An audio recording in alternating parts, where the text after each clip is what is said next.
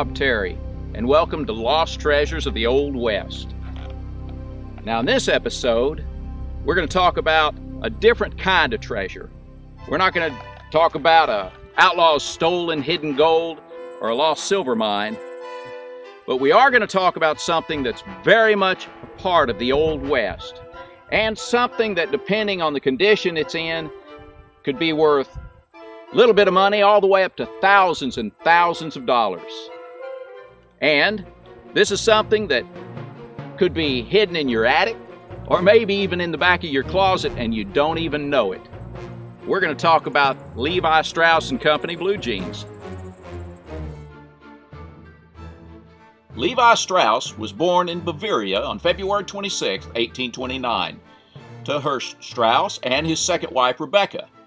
Levi had 3 older brothers and 3 older sisters. In 1846, Levi and his sisters immigrated to New York, where they were met by his 2 older brothers who owned a New York wholesale dry goods business named J. Strauss Brother and Company, and young Levi soon began to learn this business trade himself. With the California gold rush on, Levi journeyed to San Francisco, California in 1853, hoping to make his fortune. And that he did, but not panning for gold. Levi established a wholesale dry goods business under his own name and served as the West Coast representative for the family's New York firm. Levi eventually renamed his company Levi Strauss & Company. Sometime in the early 1870s, Levi received a letter from one of his customers, a tailor named Jacob Davis out of Reno, Nevada. In his letter, Davis described the unique way he made pants for his customers through the use of rivets at points of strain. This made the pants last longer. Davis wanted to patent his new idea, but needed a business partner to get the idea off the ground. Levi was very interested in this idea, and a patent was granted to Jacob Davis and Levi Strauss & Company on May 20th, 1873. And this is when blue jeans were born. To begin with, these new pants were called waist overalls or overalls. The original company model number for these pants was the XX model, but in 1890 they were renamed the 501 model. These rugged trousers were very popular with miners and with cowboys. The Levi Strauss & Company business was growing in leaps and bounds.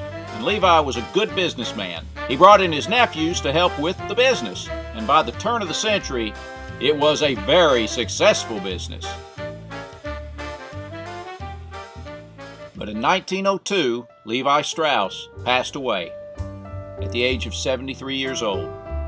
He never married, so he left his business to his 4 nephews, Jacob, Sigmund, Louis, and Abraham Stern, the sons of his sister Fanny and her husband David. At this time, Levi's fortune was estimated to be around $6 million. The brothers did well with the business. The whole world was going through some amazing changes in the early 1900s, and San Francisco was a busy place. By 1906, the San Francisco-based Levi Strauss & Company was a booming business with a huge demand for their clothing. Film footage you're seeing is actual footage of a very bustling 1906 San Francisco, California.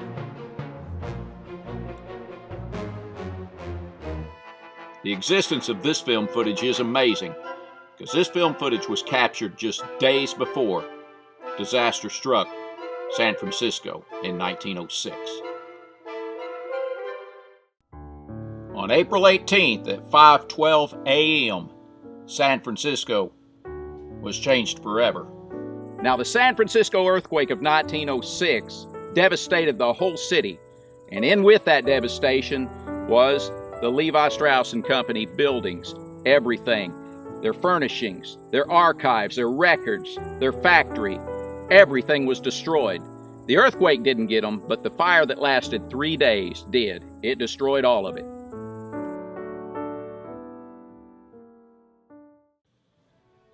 San Francisco was in ruins.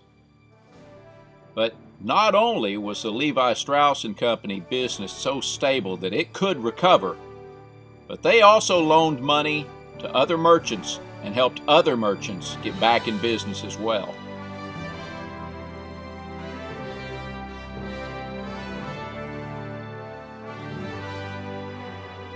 As the new century advanced, they continued to grow. By the 1930s, Levi Strauss & Company realized that there was a market that was largely being ignored, and they could probably double their business by marketing Levi's to the ladies. And even Hollywood realized that a pair of Levi's could be a very important part of a wardrobe. Now, with the Hollywood cowboys wearing Levi's, Levi Strauss & Company didn't take long to launch an advertising campaign to cash in on this rugged, romantic image of the West.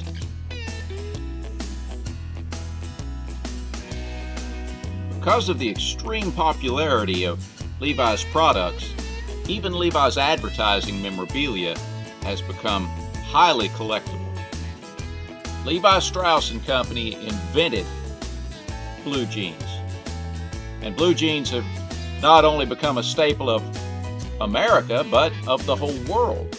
So, as a result, vintage Levi Strauss & Company products have become extremely valuable. And the most valuable are the ones that are the oldest, the rarest, and in the best condition.